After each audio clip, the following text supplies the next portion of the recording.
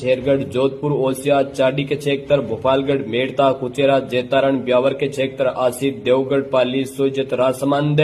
यहाँ कहीं कहीं जगहों के लिए मूसलाधार तेज बरसात का दौर शुरू होगा। वही उदयपुर, बिंडर, सलंबर, डूंगरपुर, बांसवाड़ा से लेकर प्रतापगढ़, चित्तौड़गढ़, भीलवाड़ा के आसपास के इलाकों के लिए भी तेज बरसात की गतिविधियां आज भी दक्षिणी पूर्वी राजस्थान के क्षेत्रों पर शामिल रहेंगी। कोटा संभाग से लेकर बारां, बूंदी, झालावाड़, मालपुरा, टोंक, केकड़ी, जाजपुरा, अजमेर से लेकर किशनगढ़, पुष्कर और ब्यावर